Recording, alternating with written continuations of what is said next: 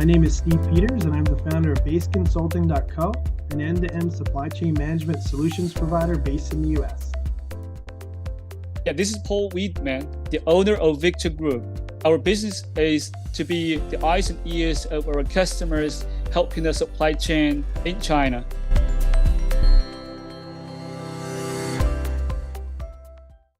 Hey, Paul, how's it going? Oh, pretty good. Pretty good. Yeah. You're traveling now, right? Yeah. In Transferring Dubai. in different time zones, but getting recovered by napping for 10 minutes. It makes me very well.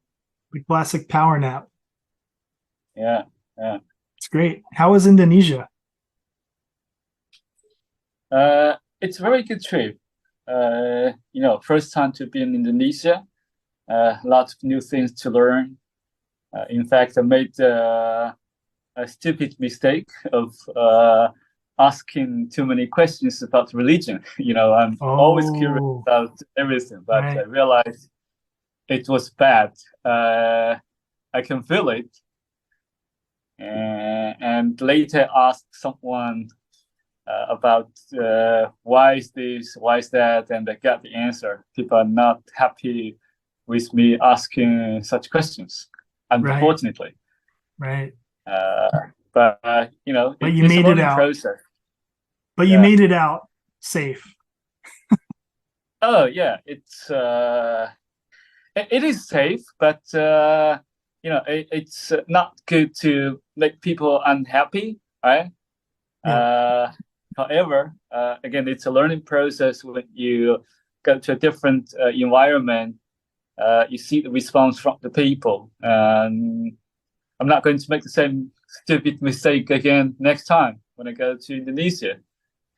Well, we've talked about this quite a bit. Like different cultures have different ways of doing business. Some like to talk about, politics and religion. Some don't really want to, right? Yeah. Even if I've been traveling a lot in the world, actually I made another mistake this time when I'm traveling in Dubai. I didn't know today's their national holiday. Oh. Yeah. And I made a couple appointments for today. Today's Monday. I was thinking, okay, Monday is a working day. It's a good time to make appointment. And I did have an appointment, but no one even told me that they have a national holiday today. And they still showed up.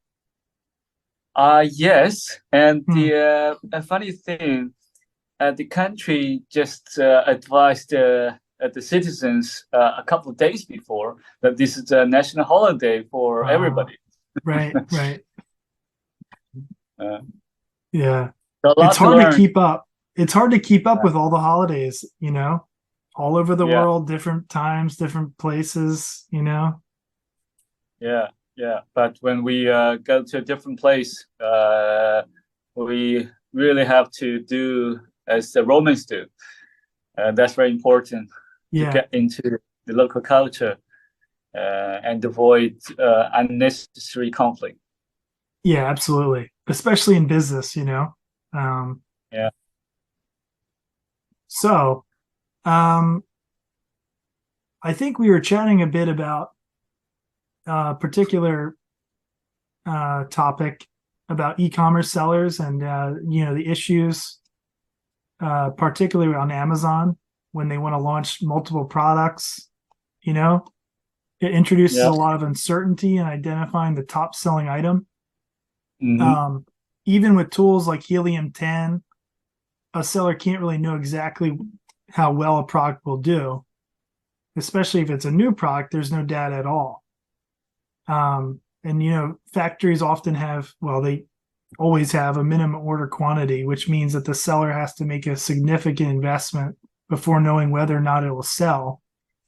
So having to import the entire product range into the US, it's a considerable investment, not to mention the shipping costs and the potential taxes, things like that. And I think you're talking with somebody recently who's in this situation, kind of looking for a solution, before committing this pretty big financial kind of commitment. And I know that I've talked to a few companies in China that are setting up drop shipping services for Amazon sellers to kind of ship in small bulk, and then helping them store the items. And be interesting to talk about that. Do you want to share a bit about that talk you had with that seller? Yeah, absolutely. Actually, my customer, which is one of my old friends as well, he feels that he's not really making profit or even losing money by bringing in all the product to the United States, because obviously most of the good suppliers, good manufacturers, they have certain MOQ, the minimum order quantity, in order to buy directly from the manufacturers and control quality in the proper way. So imagine you have to bring all the product and you have maybe 5 or 6 items from different manufacturers, which is a lot of cost of for international shipping, for the custom duties, particularly in the United States. Most of the commodities have 25% import tax.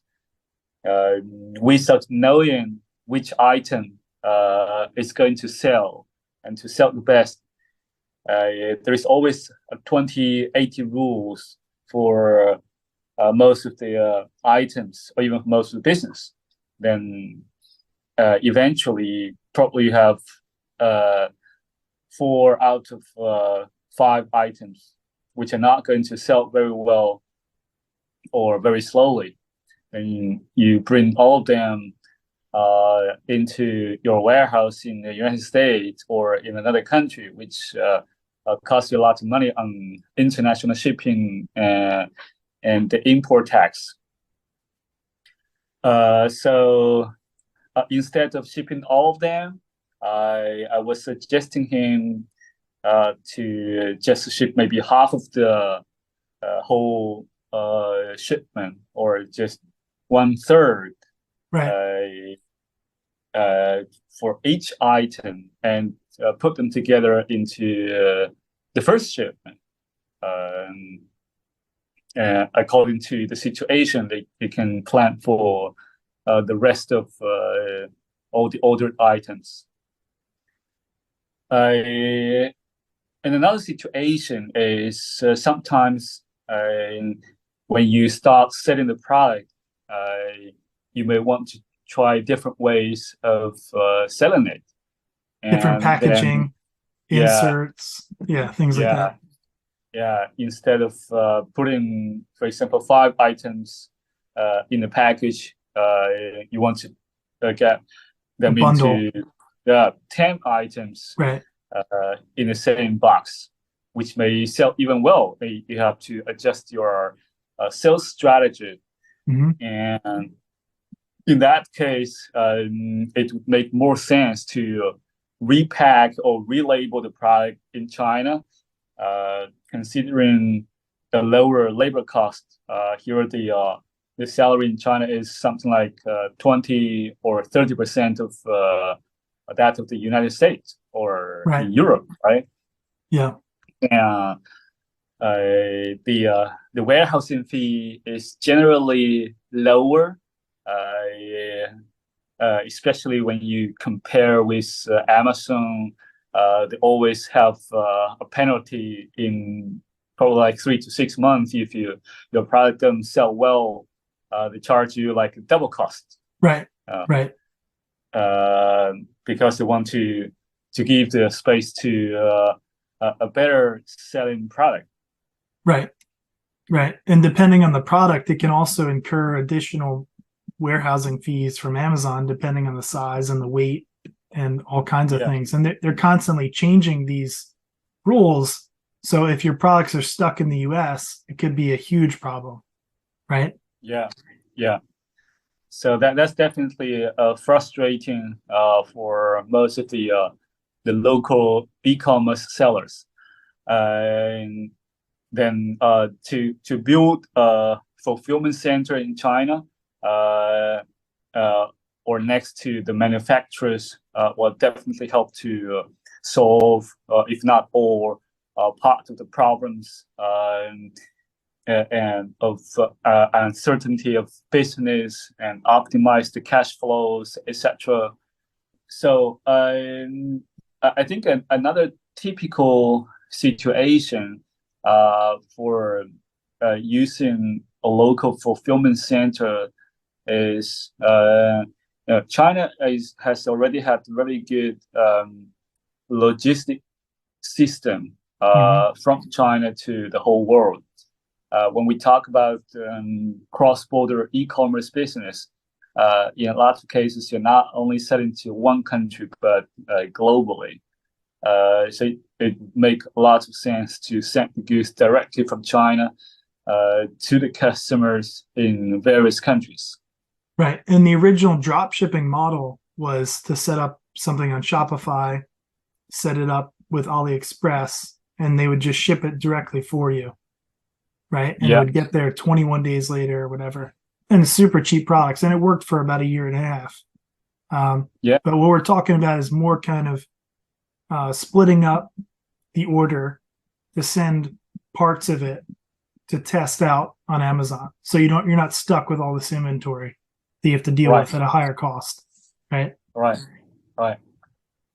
So like what kind of tips would you recommend if somebody's talking to a supplier and maybe they don't have this kind of fulfillment service set up, but they have a pretty good relationship with them and they're able to kind of negotiate some minimum order quantities. Like what would be kind of some tips to get them to help you with this fulfillment service?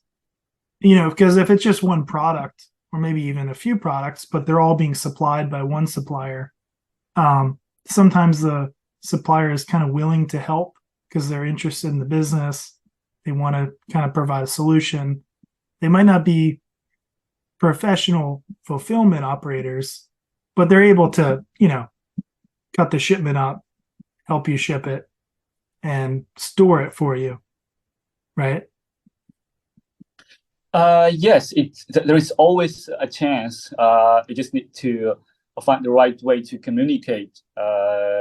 Either is directly with the manufacturers or finding another fulfillment partner to work together. But most probably, as a buyer, you will have to work with an independent seller or independent fulfilling partner.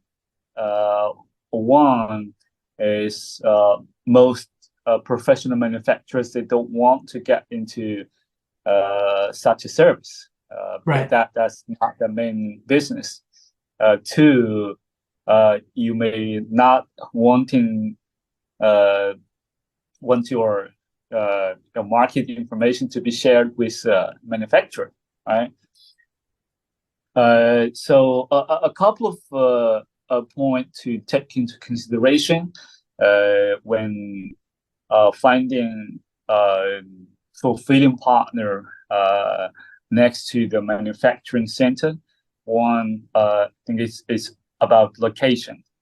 China is a massive country. It does not necessarily mean every city is suitable for fulfilling. Right. Of course, there are lots of international cities like Shenzhen, Shanghai, or Guangzhou, which already have a very good international logistics systems, airport, seaport. But if you talk about the tier 2 or tier 3 cities, they're used to transfer the goods to the large ones and then get to the international market. So location is always very important to consider when we talk about fulfillment. I think the second thing is we have to bear in mind that you can't expect to ship the goods within 1 or 2 days. Right. A lot of people have no idea. They think it's just like a domestic shipment, but Right. international shipping is international shipping. There are certain processes to go through for the customs clearing, for example, for each country.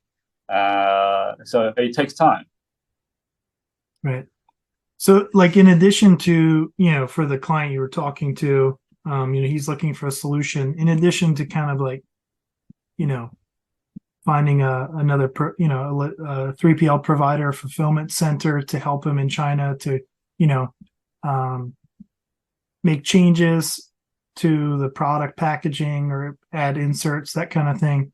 Are there any other kind of tips to help mitigate the risks involved? Some of these drop shipping services are fairly new companies, that have been kind of popping up to fill this demand. And they don't have like a ton of reviews, or maybe they're not real reviews. Is there anything else that you can suggest in kind of improving the odds that they're going to store your products for you, things like that? For example, maybe they're, typically it's like on a monthly contract or something like that, and you pay a monthly fee for them to handle and, store all this, your products. But in the event that, for example, you don't make that monthly payment because maybe you have an issue with their fulfillment or something, and then maybe they hold on to the products, that could be kind of a concern as an overseas seller, like somebody in the US selling on Amazon using this service. Because from time to time that happens on Alibaba with suppliers, withholding things until maybe something, the situation is resolved. Sometimes like, you get a package, you get a shipment, and there's a large percentage of products missing or broken. And so then usually the buyer will withhold payment, and there's this situation that arises. I would imagine this would be a kind of a big concern for somebody who's selling on Amazon and they're using the service. You're so far away. There's not much you can do. You're not probably going to go to China and resolve this. And so it's a similar situation to Alibaba or, that kind of thing, as opposed to, say, having it in a fulfillment center in the US. It's a higher cost. There's a higher risk, but, if you needed to sue them, you could, or if you need to visit them, you could. So. Yeah, absolutely. For any business, security is the first thing to consider, and that is exactly one of the reasons why when you're asking about having the factory or manufacturer do the fulfillment job for you or the buyer. I don't really suggest to do that because a third-party fulfillment as a business, they have more concerns about their own business, right, and to take more responsibility. The second point that you mentioned, I think, is more about communication, for transparency and for understanding in between yourself and the fulfillment partner is really very, very important. To give an example for ourselves, when we start doing a business, of course, there are a lot of things that we have to learn. We'll make mistakes, but we'll always have our customers' demand as a first priority. Maybe for the first deal, we are not really making money. We're even losing money, but we'll keep a very transparent communication with our client to tell them, okay, this is what we do, this is where the costs are, and yes, we agreed to do this to get things done, but we're not making money. Why? Right? Then we may just create a model for both our customers and ourselves to be acceptable. And that's to be funny. It's I told you that for even Victor's whole list of business, everything is created from zero by myself. I even didn't know whether or not this service item is workable. Right. Then I just make it, no matter whether or not I'm going to make money. But then I just optimize it, tune it time after time, and then get to the best way of service. You listen to your clients, and then you customized your approach based on what they were telling you, right? Pretty much. Exactly. This type of communication and information transparency is so important when communicating with any fulfilling partners. Yeah, I mean, I think I asked that because a lot of sellers that I talk to, they're very cost sensitive, and so although they would understand that I do want to just have a smaller inventory to test out how well sales go. Once they look at, say, the pricing for the monthly fee or the yearly contract with one of these fulfillment centers, they'll often try to work something out with the supplier. That's very common. Or they'll, reach out to their friend that they met at a trade show in China that can hook them up with, you know what I mean? And because they're entrepreneurs, as we all, the hurdle that we all have to face as entrepreneurs is that we can't do everything ourselves. We can't figure out everything ourselves. So although it makes the most sense to hire a Chinese fulfillment center that's professional, and once you look at the fees, it's still like, there's going to be a lot of people, I think, that will try to kind of work it out themselves. I'm dealing with a client right now that has a similar situation where the supplier is kind of holding them hostage because they're helping them with their fulfillment, and they're testing things out. And so, they've reached out to kind of assist with this, but it's kind of a little bit too late because they're holding the inventory. They worked out some kind of special deal, as is pretty common,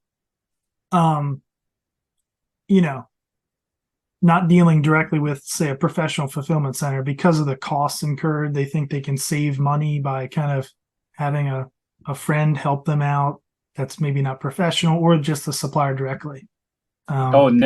Never try to work with a friend. There is no friend. It's very common, business, right? It's very common, though. Don't be greedy and try to take the advantage of someone else, and vice versa. We were talking about the communications. We'll talk about the transparency during the cooperation. There are another thing, I think, when setting up a fulfillment center in another country, particularly like in China. You got to understand the festivals and the holidays, like the Chinese New Year holiday, right? Which is right after the Christmas in the Western world, which means that will be a peak season for international shipping,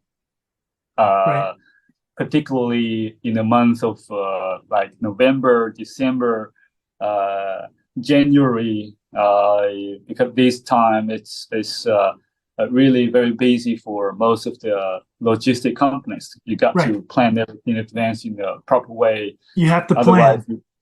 Every year you have to plan very well. And sometimes you come up with a project in the summer, goes into the fall, Christmas, Yeah. and then all of a sudden these logistics companies can't do anything. Yeah. There's no And the jumping Chinese the New queue. Year, yeah, it's according to the lunar calendar, not Right. uh, So it the solar changes. one. Yeah. It changes every year. Right. Right.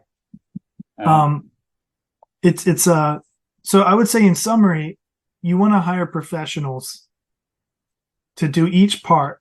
And so when you're creating your business plan, or even if you've been doing business on Amazon for a couple of years and you don't have a business plan, you should consider the costs incurred by these kind of things and build that in, right? And yeah, not rely on, like the supplier to help you fulfill or do all this extra stuff, right? Because that's not yeah, what they're professional in. yeah, yeah.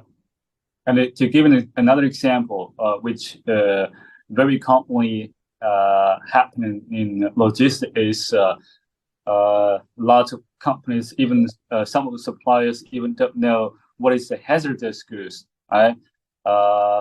It's defined by the shipping companies. For example, a battery-contained product is taken as a hazardous good. Then they could take you a lot of documented procedures to ship the product, or sometimes the product which is containing a magnet or liquid or gas contained product, right? And in again, for example, the heavy duty product, like the stones, right? It's heavy. It makes no sense to fulfill from China. It should get it done locally. It makes more Right. sense for the efficiency of delivery to meet the customer demands. Right. Right. Exactly. Great. Well, thanks for sharing. And I will talk to you next week. Yeah, it's always good to talk to you.